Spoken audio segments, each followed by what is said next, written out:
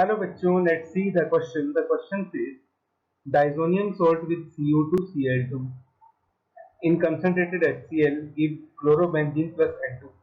Above reaction is known as option A Straker's reaction, option B Sandmeyer reaction, option C Bohle-Ziegler reaction, option D Stephan reaction. तो हमें ये बताना है कि जो रिएक्शन आपको दी गई है वो इन चारों में से कौन सी रिएक्शन है. तो first of all we will write down the key concept.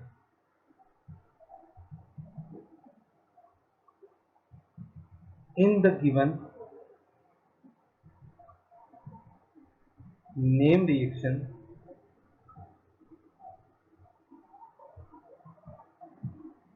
in Sandmeyer reaction,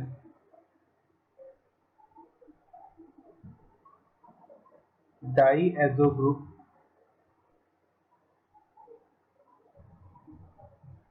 replaced by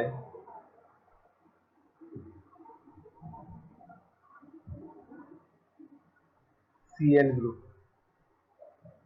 ठीक, जैसा कि आप देख सकते हैं जो रिएक्शन आपको ऊपर दी गई है उस रिएक्शन में जो डाइएजो ग्रुप है वो क्लोरीन से रिप्लेस हुआ है और ऐसा हमें जनरली सैंडमेयर रिएक्शन के अंदर देखने को मिलता है.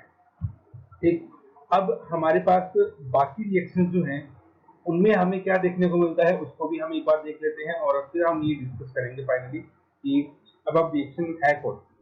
तो सबसे पहले अगर मैं बात करूं सैंडमेयर रिएक्शन की, क्योंकि वही हमारा सबसे अप्रोप्रिएट आंसर लग रहा है, तो सैंडमेयर रिएक्शंस जो है उसके अंदर हम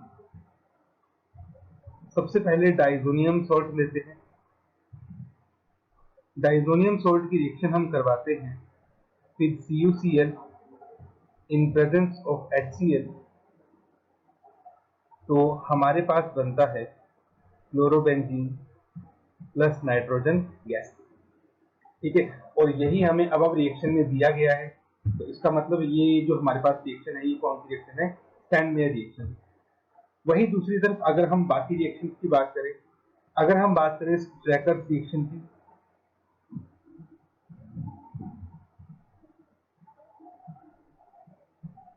तो स्ट्रैकर्स रिएक्शन में हमारे पास हम एल्डिहाइड या कीटोन लेते हैं.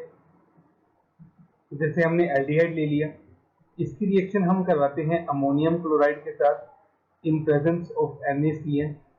तो यहाँ पे हमारे पास साइनोहाइड्रिन का फॉर्मेशन होता है.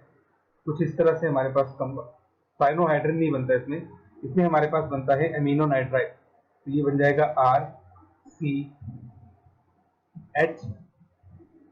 RCHCN और साथ में लग जाएगा NH2 प्लस साथ में बन जाएगा NaCl प्लस H2. तो ये हमारे पास एमिनो नाइट्राइल बन गया यहाँ पे. अब ये जो एमिनो नाइट्राइल बना इसकी रिएक्शन हम करवाएंगे HCl के साथ इन प्रेजेंस ऑफ वाटर. तो हमारे पास यहाँ पे बनेगा साइनाइड ग्रुप का हाइड्रोलिसिस हो जाएगा और ये साइनाइड ग्रुप जो है वो एसिड में कन्वर्ट हो जाएगा प्लस अमोनियम क्लोराइड आपको वापस मिल जाएगा. तो ये आपके पास बन गया अमीनो एसिड. तो यहाँ पे हमारे पास अल्फा अमीनो एसिड बनते हैं इन केस ऑफ स्ट्रैकर्स सिंथेसिस. वहीं अगर हम बात करें नेक्स्ट बोहल-ज़िगलर रिएक्शन की, बोहल-ज़िगलर रिएक्शन, तो इस रिएक्शन में हम क्या करते हैं, एलाइलिक या बेंजाइलिक पोजीशन के ऊपर ब्रोमिनेशन करवाते हैं इन the presence of NBS and light. तो जैसे हमने एक कंपाउंड ले लिया, ये हमारे पास कोई एल्कीन है. ठीक, इसकी रिएक्शन हम करवाते हैं with NBS N-bromosuccinimide in the presence of HCl. ठीक है, sorry in presence of HNu. तो यहाँ पे हमारे पास क्या होता है, जो एलाइलिक पोजीशन होती है, एलाइलिक पोजीशन पे हमारे पास क्या जुड़ जाता है, ब्रोमीन जुड़ जाता है. तो ये जो हमारे पास रिएक्शन है इसको हम बोलते हैं बोहल-ज़िगलर रिएक्शन, या इसको हम बोहल-ज़िगलर ब्रोमिनेशन भी बोल सकते हैं. ठीक, और जहां तक बात रही हमारे पास स्टीफन की, तो स्टीफन रिएक्शन हमारे पास एल्डिहाइड बनाती है. तो स्टीफन रिएक्शन में हम क्या करते हैं, कोई भी साइनाइड का कंपाउंड ले लेंगे, एलिफेटिक या फिर एरोमेटिक. साइनाइड कंपाउंड की रिएक्शन हम करवाते हैं SnCl2 के साथ इन प्रेजेंस ऑफ HCl, ठीक है, फॉलोड बाय हाइड्रोलिसिस।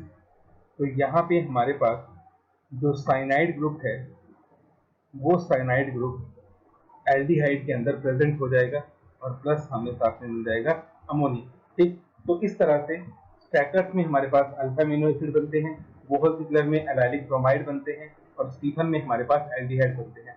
जो स्टैंड में रिएक्शन है वो आपको क्लोरोबेंजीन देता है। तो इसका मतलब जो रिएक्शन आपको क्वेश्चन में दी गई है वो कौन सी है, स्टैंड में।